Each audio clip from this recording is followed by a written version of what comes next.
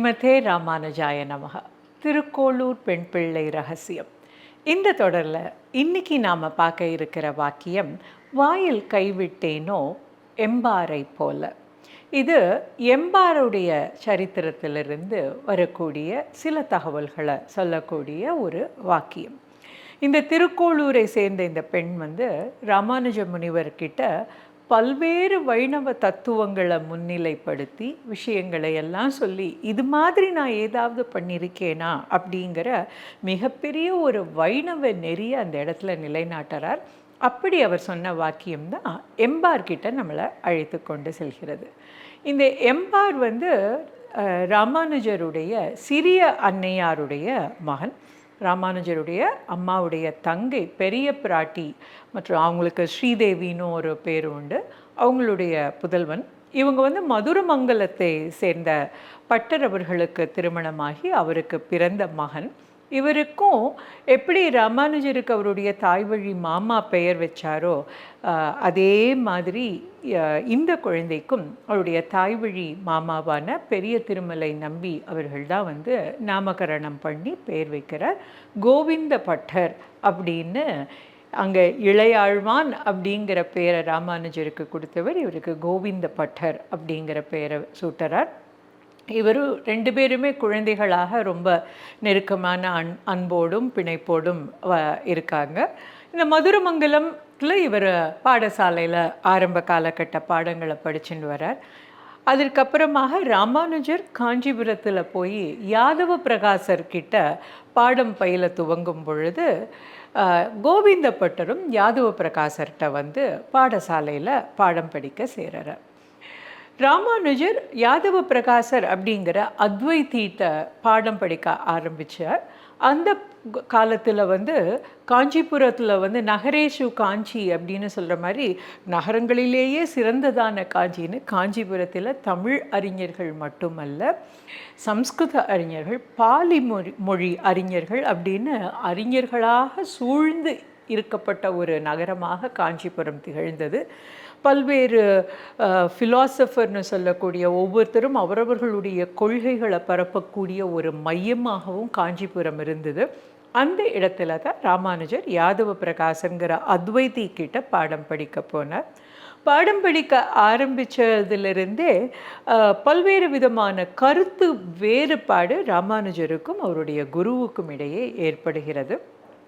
இந்த தொடரிலேயே இதற்கு முந்தைய சில தொடரில் நம்ம பார்த்துருக்கோம் யாதவ பிரகாசருக்கும் ராமானுஜருக்குமான அந்த கருத்து வேறுபாடு. அதனால் அதனுடைய ஆழத்துக்குள்ளே போகாமல் அந்த கருத்து வேறுபாடை மட்டும் தெரிவிச்சுட்டு நம்ம மேற்கொண்டு பார்ப்போம். இதனால் யாதவ பிரகாசருக்கும் ராமானுஜருக்கும் ஒரு சின்ன ஒரு நெருடல் ஏற்பட்டது. ராமானுஜர் அந்த கருத்து வேறுபாடெல்லாம் புறம் தள்ளிட்டு ஆசிரியர்கிட்ட ரொம்ப அபிமானமாகவே இருந்தார். ஆனால் ஆசிரியருக்கு ஒரு சின்ன எண்ணம், ஏன்னா அவருடைய உரை அது நடக்கும் பொழுது அவர் சொல்கின்ற கருத்தை ராமானுஜர் மறுத்து மாணவர்கள் முன்னாடியே எல்லாரும் இருக்கும்போதே இல்லை அந்த கருத்து அப்படி இருக்காதுன்னு சொல்கிறதுனால யாதவ பிரகாசருக்கு இந்த ஈகோ ஹர்ட் ஆகிடுதுன்னு சொல்லுவாங்களே, அது மாதிரி அவருக்கு ஒரு சின்ன ஒரு காழ்ப்புணர்ச்சி இல்லை வெறுப்பு ராமானுஜர் மேலே ஏற்பட்டது.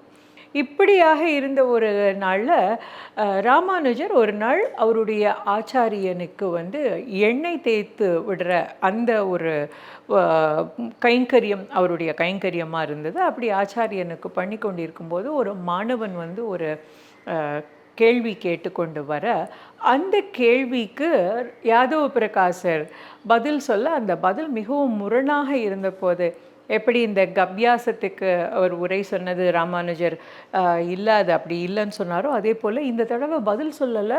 ஆனால் அவர் சொன்ன பதில் இவருக்கு நெருடலாக இருந்ததுனால அதை மனசுக்குள்ளே தாங்கி கொண்டு இருக்க முடியாமல் அப்படி அவர் கண்கள்லேருந்து வெது வெதுன்னு கண்ணீர் அப்படி டப்புன்னு சொட்ட அது யாதவ பிரகாசருடைய தொடை மேலே பட்டதுமே அப்போ நீ என்னுடைய கருத்தை ஏற்றுக்கலையா அப்படின்னு யாதவ பிரகாசருக்கு ஒரு அடடை, நம்ம என்ன சொன்னாலும் இவன் எதிர்த்து பேசுகிறானே, இதுக்கு எப்படியாவது ஒரு முடிவு கட்டணும் அப்படிங்கிற ஒரு எண்ணம் வந்தது.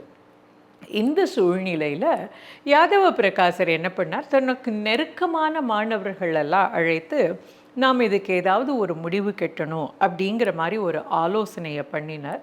இதற்கு நடுவிலேயே அவர் சொன்னார், நாம் எல்லாரும் அவர் வந்து அன்றைய பாடம் வந்து காசி மாநகரை பற்றின ஒரு பாடமாக இருந்தது.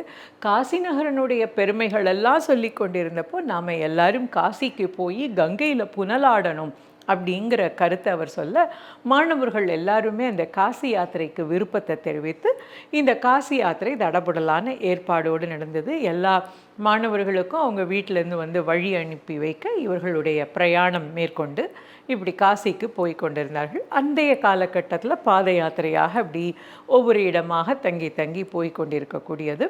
தங்குற இடத்துலலாம் ஆசிரியர் மாணவர்களுக்கு உரையாற்றுவார், பாடங்கள்லாம் சொல்லிக் கொடுப்பார். எங்கெங்கே நதி தீரம் இருக்கிறதோ அங்கங்கே இருந்து தங்கி உண்டு கழித்து இப்படியாக பல மாதங்களாக நடக்கக்கூடியது இந்த யாத்திரை. அதில் கோவிந்த பட்டரும் இருக்கார், ராமானுஜரும் இருக்கார், எல்லாருமா சேர்ந்து போகிறாங்க. இப்படி போய் கொண்டிருக்கும் போதே அந்த விந்தியமலை கிட்ட இருக்கிறப்போ ஒரு நாள் ஆசிரியர் சில மாணவர்களை கூப்பிட்டு பேசுறது கோவிந்த பட்டர் ஒட்டு கேட்டுடுறார். இதை கேட்டது என்ன தகவல் தெரிய வருது அப்படின்னா, இவர்கள் எல்லாரும் ராமானுஜரை எப்படியாவது இந்த யாத்திரையில் நீராடும் பொழுது ஆற்று நீர் பெருக்கில் இழுத்துண்டு போகப்பட்டார் அப்படிங்கிற ஒரு கதையை சொல்லி ஆற்றில் மூழ்கடிச்சு அவரை கொன்னுடணும் அப்படிங்கிற ஒரு சதி திட்டம் போடுறத கோவிந்த பட்டர் கேட்டுடுறார். கோவிந்த பட்டருக்கும் ராமானுஜரையும் இந்த குழுக்களில் பிரிச்சே வச்சுருக்காங்க. அதாவது இவங்க பேசுகிறதையும் பார்ப்பாங்க. அதனால் கோவிந்த பட்டரால் இந்த தகவலை ராமானுஜர்கிட்ட எப்படி சொல்கிறதுனே தெரியால அப்படி தவிச்சுட்டு இருக்கும்போது ஒரு நாள் ஒரு மாதிரி இரவு பொழுதாக இருக்கிறப்போ ராமானுஜர் வந்து ஒரு இயற்கை உபாதைக்காக வெளியில் போகும் பொழுது கோவிந்த பட்டரும் அவரையே தொடர்ந்து போய் அந்த இடத்துல சொல்லிட்டு வரார், இந்த மாதிரி இருக்குது, நீ எப்படியாவது இங்கேருந்து தப்பிச்சு போயிடு, நீ இந்த இடத்துல இருக்காத அப்படின்னு சொல்லிடுறார். அந்த இரவு பொழுதில் ராமானுஜர் அந்த இடத்தை விட்டு அங்கிருந்து கிளம்பி காஞ்சி நோக்கி வர அவர் முயல்கிறார். அந்த கதையும் நமக்கு தெரியும். அவர் அந்த மாதிரி அந்த காட்டு பகுதியில் அந்த வனாந்தரத்தில் அவர் திக்கு தெரியாத இடத்துல விந்தியமலை தாண்டி போய் இருக்கக்கூடிய ஒரு இடத்துலேருந்து ராமானுஜர் கிளம்பும் பொழுது ஒரு வேடுவ தம்பதிகள் அங்கே வந்திருந்து ராமானுஜர்கிட்ட வழிகாட்டுறேன், உனக்கு இங்கேருந்து போக தெரியுமா தெரியாதுன்னு சொல்ல, எங்கள் கூட வா நாங்கள் உனக்கு வழிகாட்டுறோம்னு சொல்ல, பொழுது விடிந்து பார்க்கும் பொழுது அந்த தம்பதிகள் கொண்டு வந்து சேர்த்திருந்த இடம் காஞ்சிபுரமாக இருந்தது. அது வேற யாரும் இல்லை, வேடுவர்களாக வந்தது திவ்ய தம்பதிகளே தான். அவர்கள் ராமானுஜரை வழி நடத்தினாருங்கிறது வரலாறு நமக்கு சொல்கின்ற தகவல். ஆனால் கோவிந்த பட்டர் அங்கே தான் இருக்கார். மறுநாள் பொழுது விடிந்தது. எல்லாரும் ஆசிரமத்தில் அவர்கள் பணியை துவக்கும் பொழுது ராமானுஜனை காணலை அப்படிங்கிற ஒரு தகவல் வருது. ஒவ்வொரு இடத்துலையா தேட கோவிந்த பட்டரும் அவர்களோடு இணைந்து தேடுகிறார். ஒரு இடத்துல கூட காட்டி கொடுக்காம எதுவுமே சொல்லாமல் ஆசிரியரும் மாணவர்களும் தேடுற இடமெல்லாம் தேடி எல்லாரும் சேர்ந்து ஒரு வகையாக ஒரு முடிவுக்கு வருகிறார்கள். அவங்க தங்கியிருந்த இடத்துல ஆற்று நீரில் அடித்து செல்லப்பட்டிருக்கலாம், இல்லாட்டி அந்த காட்டு பகுதியில் போனப்போ அங்கே ஏதாவது மிருகங்கள் இழுத்து கொண்டு போயிருக்கும். எப்படியோ பழி நமக்கு இல்லை அப்படிங்கிற ஒரு நிம்மதியில் யாதவ பிரகாசர் இருக்க அங்கிருந்து அவர்களுடைய பிரயாணம் போச்சு. அந்த மாணவர்கள் குழுவோட காசிக்கு வந்து சேர்ந்தார்கள், கங்கை நதிக்கரைக்கு. ஆனாலும் யாதவ பிரகாசருக்கு இந்த கோவிந்த பட்டர் மேலே ஒரு சின்ன சந்தேகம் இருந்துகிட்டே இருந்தது. கோவிந்த பட்டருடைய சந்தேகத்தில் அந்த இதுக்கு ஏதாவது ஒரு முடிவு கட்டணும் அப்படிங்கிற ஒரு திட்டமும் தீட்டியிருந்தார். காசியில் வந்து கங்கையில் தீர்த்தம் ஆடும் பொழுது நீ கோவிந்த பட்டரை யாதவ பிரகாசரை அழைச்சு நீ நீராடி வா, உனக்கு நான் என்ன தரேன் பாரு, சித்தி தரேன் அப்படின்னு சொல்லி அப்படி அவர் நீராடி எழுந்து அவர் கையை காட்டும்போது அந்த கையில் சிவலிங்கத்தை தோற்றுவித்து காட்டுறார். அந்த சிவலிங்கத்தை காட்டி நீ இன்று முதல் சிவன் அடியாராக இருக்கணும் அப்படின்னு சொல்லி அவருக்கு அப்படியே அந்த குழு திருப்பி ஊருக்கு வரும்போது அழைச்சின்னு வந்து காளஹஸ்தியில் இந்த பெரிய சிவாலயம் இருக்கு இல்லையா, காளஹஸ்தியில் வந்து கோவிந்த பட்டரை வந்து யாதவ பிரகாசர் விட்டு இந்த இடத்துல நீ உன் கையில் கிடைத்த அந்த சிவலிங்கத்தையும் வச்சு பூஜை பண்ணிட்டு தினமும் அதை உன்னுடைய வழிபாடாக நடத்திண்டுவான்னு அந்த இடத்துல ஸ்தாபிக்கிறார். அப்படி வந்ததுனால கோவிந்த பட்டருக்கு உள்ளங்கை நாயனார், உள்ளங்கை கனிந்த நாயனார், அப்படி உள்ளங்கையிலேயே சிவலிங்கம் வந்ததுனால அந்த நாயனாராக அவர் அந்த இடத்துல கருதப்படுகிறார். அப்படி அவர் அந்த இடத்துல சேவை புரிந்துன்னு வந்தார்.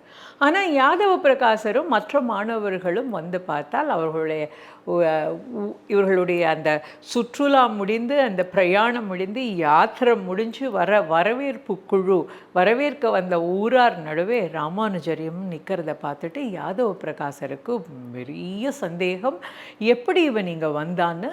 அதே நேரம் மகிழ்ச்சி ஒன்றும் ஆகலைன்னு தொடர்ந்து ராமானுஜர் அங்கேயே பாடம் பயின்று வரார். அதற்கப்புறம் ஏற்பட்ட கருத்து வேறுபாடுனாலே அங்கிருந்து வெளியில் வந்து அவர் அதற்கப்புறம் சில நாட்களிலே துறவு பூண்டு அவர் துறவியாகி ஸ்ரீரங்கத்துக்கும் வந்து இங்கே ராமானுஜர் துறவியாக இருக்கிறார். இங்கே கோவிந்த பட்டர் வந்து காளஹஸ்தியில் தொடர்ந்து ஆலயத்திலே சிவ ஆலிங்கனம் சிவ பூஜை செய்து வருகிறார்.